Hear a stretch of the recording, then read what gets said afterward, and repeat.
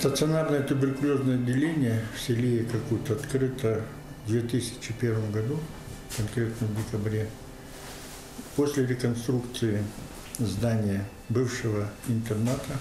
До этого, значит, до 2001 года отделение находилось в поселке Лебедином, в старом здании участковой больницы, которая себя морально и физически изжила, поэтому принято было решение найти более или менее подходящее здание для лечения больных туберкулезом.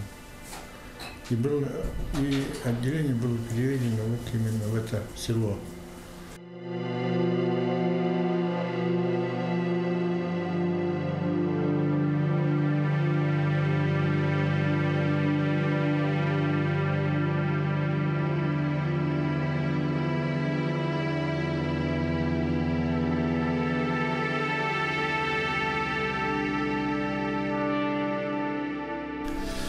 Отделение рассчитано мощностью на 30 коек. В данный момент в отделении находится 23 больных, 1 женщина и 22 мужчины. Лечение у нас консервативное, то есть лечение получают больные в таблетках, лекарствах, в капсулах, также производим внутримышечные, внутривенные инъекции, внутривенные струйные вливания, подкожные инъекции. Здание состоит из двух этажей. Второй этаж это для больных, да, 8 палат, 1 изолятор находится. Первый этаж это для сотрудников, то есть на первом этаже находится ординаторская, лаборатория, кабинет старшей медсестры, кабинет завхоза, кабинет сестры-хозяйки, склад для лекарств. Также на первом этаже находится столовая для больных, где больные осуществляют прием пищи. Вот у нас наше отделение для больных находится вот, непосредственно пост медсестры, где находится постовая медсестра круглосуточно. Да? Есть видеокамера у нас, мужская палата. Так, опеки. Так. Меньше не стали, да? Меньше не стали? Нет. Ладно, смотрим. Ну, колят подошва сильно. В общем, вот сильно колят. мужская палата.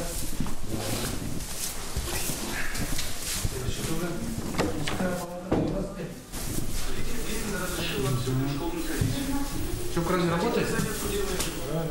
Ну, а что не закрывается? Здесь у нас небольшой изолятор.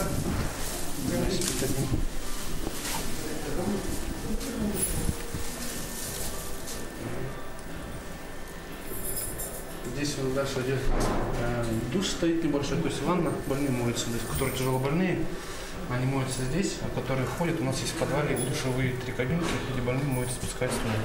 А здесь тяжело больных моют, туалет там есть тоже.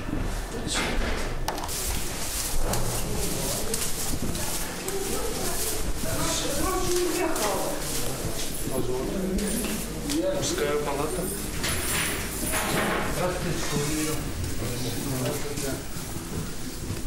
Каждого больного стараются телевизор сюда принести, то есть доступ, кроме телевизора, можно там книжки читать.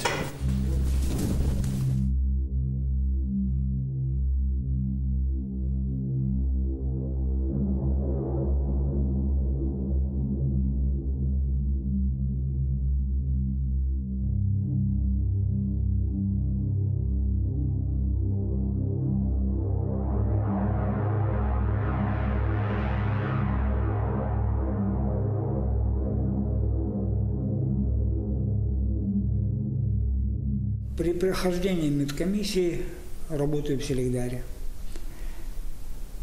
И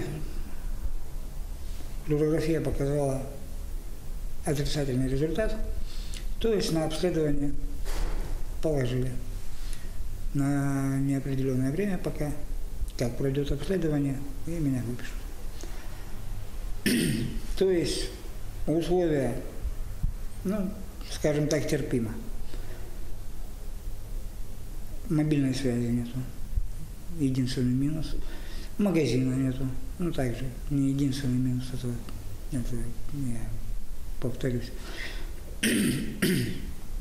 Так, в основном, коллектив вполне приемлемо, всего достаточно.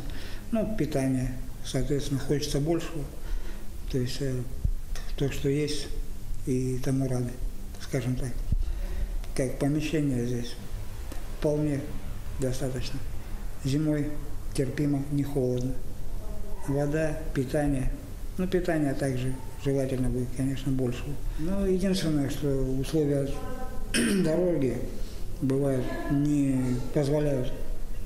То есть, как таковой автобус не ходит. Ну, то есть ходит, но как бы редко. Не каждый по времени позволит себе, чтобы добираться, скажем так, через день или каждый день сюда. Так что, если раз в месяц заглянуть, то и то хорошо.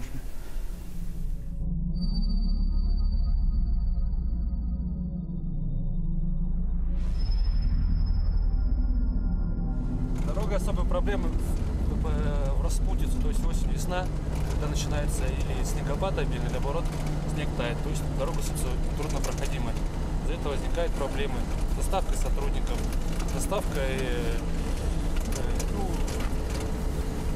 больных, например, мы 8 больных своих на рентген в ЦРБ, у нас там рентген-аппарата нету, то есть проблема начинается с этим.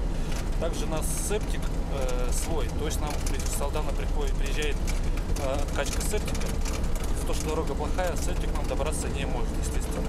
То есть проблема начинается с этим. Но вот, как вы проезжали, смотрели дорогу до участка, где строительская артель работает, ее чистят, ухаживают, меня артель, у них своя техника тяжелая есть. Ага. А дальше участок практически очень тяжело, его редко чистят, да, то есть вычищают. Из-за этого возникает проблема, транспортная проблема. То есть. Ну вот, подъезжаем мы сейчас к мосту. Да. Мост построен был в 40-х годах прошлого столетия. И с тех пор практически капитального ремонта не проходил. Был частичный ремонт, я вот 10 лет работаю, частичный ремонт был поверхностного настила, да, то есть поменяли все, а капитального ремонта не производилось. То есть мост находится практически в аварийном состоянии. Каждый раз мы проезжаем, честно говоря, сердце замирает, что машину с моста не скинуло вниз. Ну вот сейчас сами видите, потому что такое аварийное состояние моста и опасно, честно говоря, по нему передвигаться.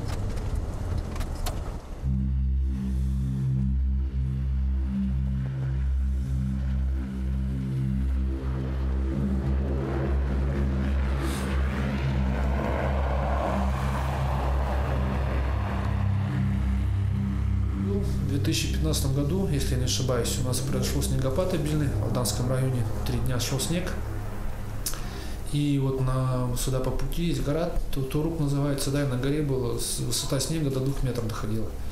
И мы не могли 3 дня сюда в больницу пробиться. Здесь в больнице не было ни электричества, ни связи, ни тепла, ничего не было. То есть 3 дня медсестра, да, то есть с поваром, с нашим рабочим, здесь они больным помогали, можно сказать, даже выжить, да, то есть на костре, на печке готовили еду, с речки таскали воду, обогревали, старались как-то кипятили воду бутылками, чтобы больные не замерзли. Потом только на конец 2-го дня на сотовую связь вышли, на гору поднялись, более-менее со мной связались, да, и мы начали меры как-то думать. 2 машинами пробивали дорогу. Ну, 3 дня они здесь были отрезаны, в общем, от всего мира. Таких экстремальных условий был такой случай. Самый тяжелый случай – это когда привозят запущенные формы туберкулеза. Большинство, наверное, знает, что у нас больные в основной массе – это социально неблагополучные слои населения, да? То есть бомжи, которые своим здоровьем, к сожалению, не смотрят, не уделяют внимания, и они их приводят с запущенными случаями. То есть привозят, часто бывают запущенные случаи, раз-два года больного на носилке, больной кахексичен или женщину, да, вот почему-то на память не всплывает, женщина была у нас. То есть в крайнем истощении, слабость, да, он не может говорить, одышка, да, но мы таких больных, у нас все получается, да, большинство своем мы их ставим на ноги, да. Проблема начинается с того, когда мы их подлечиваем, они начинают себя более-менее хорошо чувствуют, массу веса набрали, да, одышка уходит, они здесь же долго находятся, около полугода такой, чтобы в такое состояние нужно вывести, потом уходят из стационара недолеченные. И вот нам приходится нашей службой через прокуратуру больных искать, возвращать, ну, в общем, такие вот, да, затруднения есть.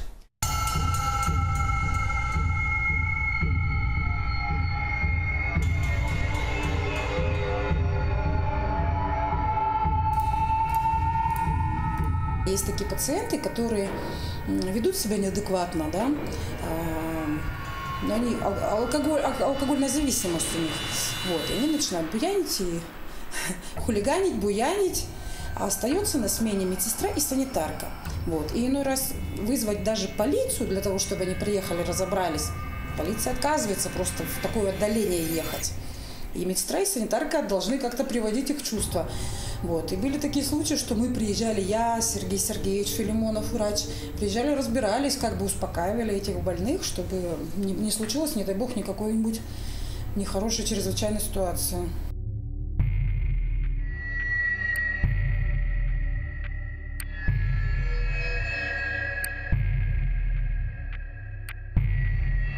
Ну, бывают случаи агрессии, когда употребляют спиртные напитки. В отделении, если медсестра, допустим, все это заметила, то мы можем забрать спиртное и вылить. Конечно, у пациента бывает и агрессия. Ну, своими силами, уговором не справляемся. Бывают случаи, когда и страшно, как бы, потому что понимаешь, что защиты нету, от города далеко, быстро помощь нам не окажет никто. Поэтому стараешься словами уговаривать пациентов там. А больше никак. Все равно как бы сочувствие присутствует, жалко пациентов. Лечение длительное происходит, как бы они очень долго находятся в одном и том же помещении. Безвыездно, считай, как бы.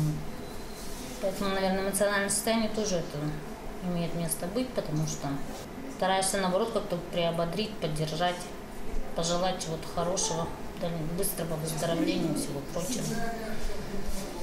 У некоторых и настроение поднимается, и желание лечиться, не бросать.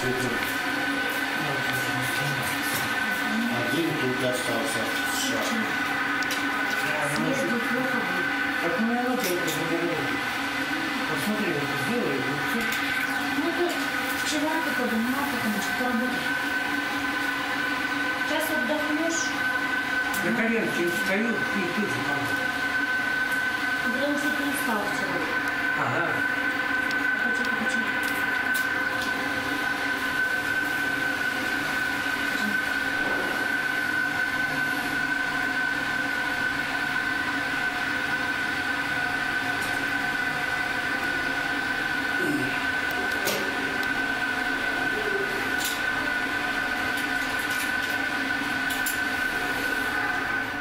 Отношение медперсонала здесь очень отличное. А вот насчет питания здесь очень плохо. Очень плохо. Особенно для тех, кто больной туберкулезом, очень плохое. Ни фруктов нет, ни молока, ничего. Все приходит, это хорошо, я пенсионер, я получаю деньги по инвалидности. Я могу это заказать людям, медперсоналу, медсестрам. Они мне всегда привезут с города то, что мне нужно. А вот остальные люди, да. А мы делимся.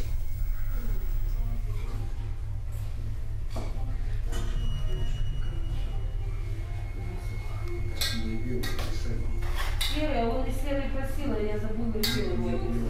А вам белый я дам. А вот я поставила белый. Да, один, да?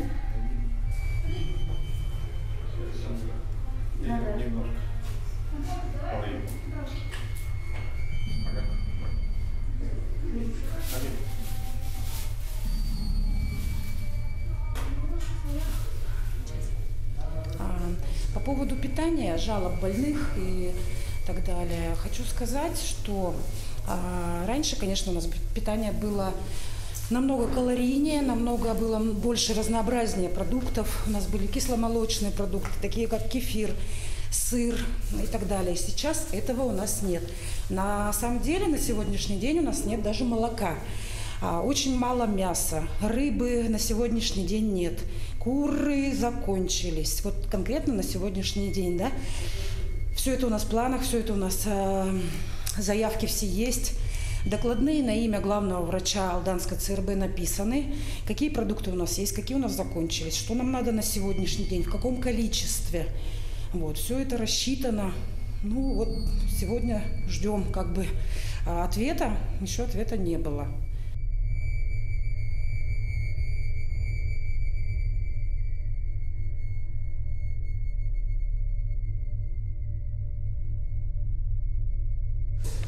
Я родилась здесь, выросла, всю жизнь прожила, с самого рождения, 63-го года я.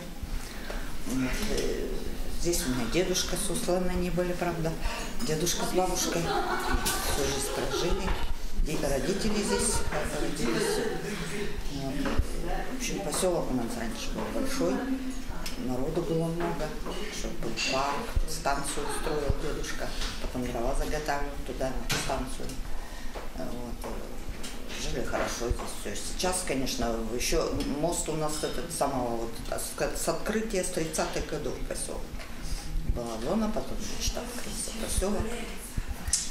И это самое, вот эти дома у нас выстроены, вот, начиная вот с 30-х годов, мост тоже. Этот мост у нас, видите ли, какой он разваливается совсем здесь уже. Весной, наверное, вообще его снесет. Жить уже невозможно, света нигде нет. Квартиры все рассыпаются, света у нас в потемках ходим, не делают, уже сколько звонили, сколько просили, чтобы свет провели. Сейчас у нас живет 11 семей всего осталось здесь. Сейчас проживает 11 семей. Все. Остальные все, вот, кто где, вынуждены снимать квартиру где-то, где-то что-то. Вот, вынуждены. Прописано у нас много, у нас прописано около 100 человек. Прописано. А проживает 11 семей. Это. Ну, жить, в общем, стало невозможно нигде. Нигде ничего. Ни ФАПа у нас нет. Скорую даже вызвать. И то не всегда, иногда бывает отказываются даже ехать. У нас здесь есть один маленький ребенок. Живет, значит, бабушка с дедушкой, и дочь у них родила, и вот маленький один ребенок в поселке. Даже для него вот кое-как иной раз бывает, что отказывают. Обращаемся сюда, в больницу, если в случае чего. Ну, поселок сам по себе как бы прекращает свое существование. Мы это видим не понаслышке. Жителей осталось очень мало, производства никакого, нет медпункта и так далее. То есть как бы нет социальных условий для проживания жителей. Хотелось бы, чтобы отделение было либо в самом городе Алдане, либо в загородной зоне, близко от райцентра.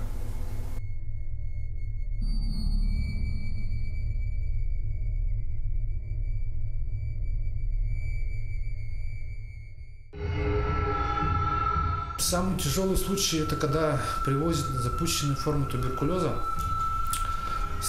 Большинство, наверное, знает, что у нас больные в основной массе – это социально неблагополучные слои населения, да?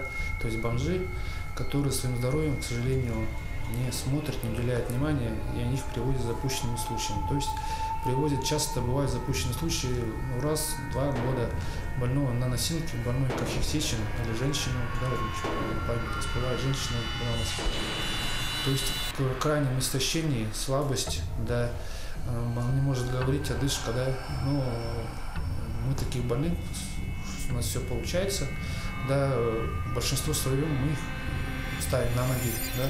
Проблема начинается с того, когда мы их подлечиваем, они начинают себя более-менее хорошо чувствуют, массу веса набрали, да, одышка уходит, они действительно долго находятся, около полугода, такой, чтобы такое состояние нужно вывести, потом уходят из стационара недолеченные. И вот нам приходится нашей службой через прокуратуру больных искать, возвращать. Ну, в общем, такие вот, да, затруднения есть.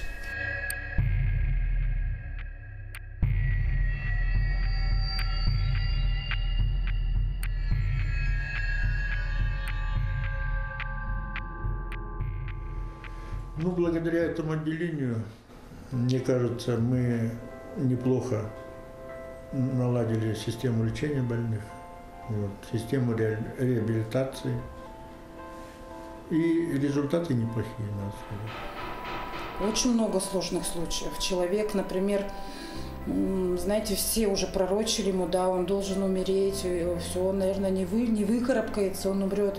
А сейчас я знаю, что его сняли с учета. Конечно, ему дали инвалидность. У него сделали операцию, удалили там часть легкого и так далее. А сейчас дали ему инвалидность рабочую. Я знаю, что он работает и периодически звонит. Вот многие больные такие есть благодарные, которые звонят и с днем рождения, знаете, поздравляют и с Новым годом. Такие хорошие, добрые люди. Вот. Очень, я знаю такого человека. Вот. Я знаю еще одного человека, которому тоже говорили, вот он пьяница и так далее, но он взял себя в руки, он не употреблял алкоголь, лечился очень хорошо, правда, ему тоже сделали операцию, и он женился, родил прекрасную дочку, и уехал в Благовещенск жить, и сейчас живет, я точно знаю, у них все хорошо. Это работники бактериологической лаборатории. Тоже очень старые фотографии. Это в период как раз открытия бактериологической лаборатории диспансера.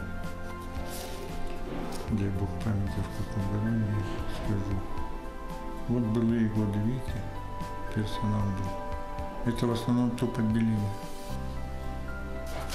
Это врач-бактериолог бактериологической лаборатории диспансера Галина Петровна Соловьева. Она работает до сего времени.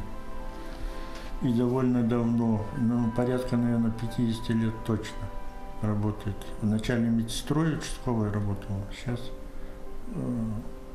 по окончании биологического факультета университета работает врачом-бактериологом. У нас раньше, значит, при диспансере был свой рентген-кабинет.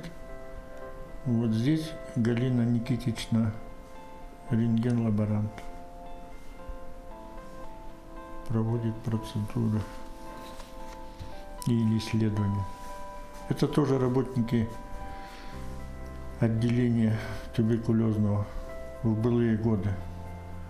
Сейчас их нет. Они на заслуженном отдыхе. Обе.